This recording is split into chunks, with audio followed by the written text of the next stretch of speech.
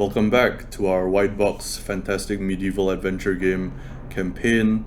Although I'm not sure if we should keep calling it that, because I will be supplementing some things from Delving Deeper. Delving Deeper is the OD&D retro clone that I've been playing in groups and running for a few months now, and I like it a lot, so when needed I will supplement this with this, and I will tell you guys when that happens. So just to recap the last session.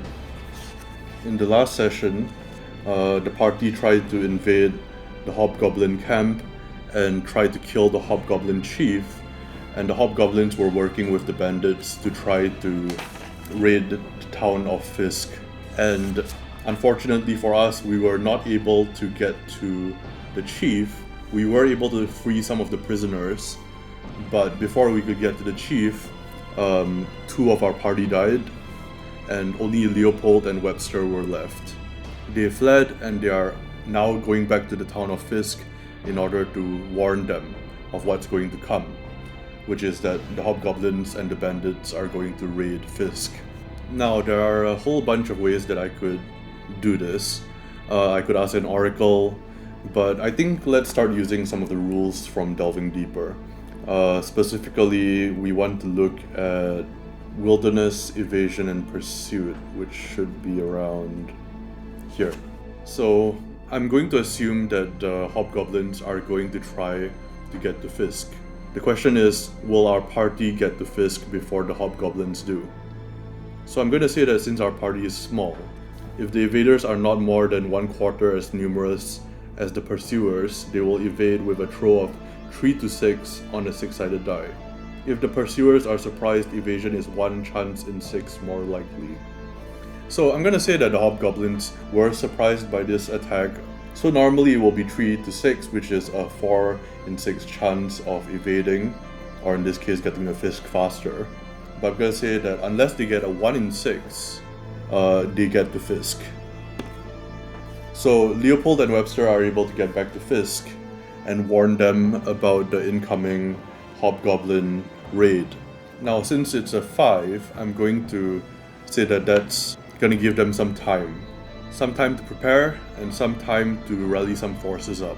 As for how many of the hirelings that they can gather up, I will normally roll a d6 for that, but instead I'm going to roll 2d6 and take the higher. The reason for this is because I'm going to assume that some of the prisoners are going to be quite eager to fight back against their former Hobgoblin enslavers. So I'm gonna take the higher one. And we have a 6. So excluding Leopold and Webster, we are going to have 6 hirelings. To make this simple, all of them are going to be 1 HD and all of them are going to have swords. Let's write this down. We're gonna have 6 hirelings, and they're not gonna have names. They're gonna have to earn that by not dying in this. However, we will roll up their HP. Let's do 3 at a time. So let's roll them up. 5, a 3, and a 4. And as for the last 3 there, 2, a 6, and a 1. Actually, do we have any archers in the party? I'm just gonna roll a d6, and that's how many archers are in the party. 1. Which one is it? Okay, it's this guy right here. So this guy has a bow, and the rest are gonna have swords. How many of them have armor? Let's see. All of them have armor. I'm gonna give them all leather. So all of them are going to have an AC of 12.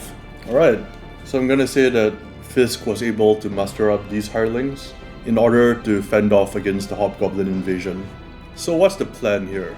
Seeing as all of them are basically melee, except for Leopold and one archer we have here. We also have Webster, the magic user, but they've already cast their spell. We should cross that out.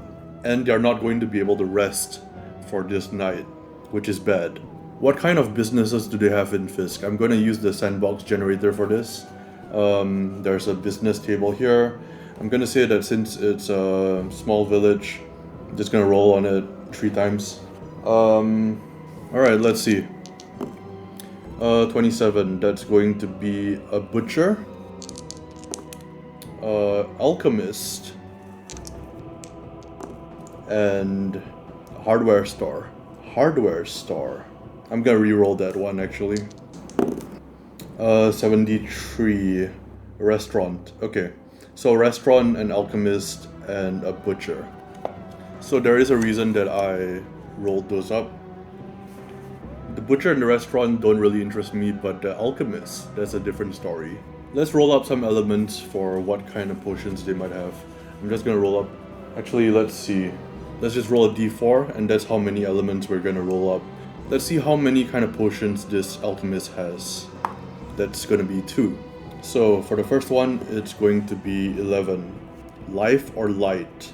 Life or light. Healing potions of some kind. So we're gonna write it down. And second up, let's see here, 8. Water, ice, or mist. Is it a freezing potion? Let me just roll that as a 50-50. That's a 20. It 100% is. Actually, I think the restaurant can come in handy as well. Restaurants have an abundance of oil, don't they? Here's the general plan. The gates of Fisk are here. They're going to try and make as little sound as possible. Unbeknownst to the hobgoblins, there is a bunch of oil on the front part of the gates. What they're going to do is that once the hobgoblins come in, they're going to throw torches over the gate and try to light the oil on fire. So how many hobgoblins come in? Let's say 2d6. 5 hobgoblins, and I'm also going to add some bandits as well because we know they're working with each other. 6 bandits. That's actually more than the hobgoblins. 5 hobgoblins and 6 bandits.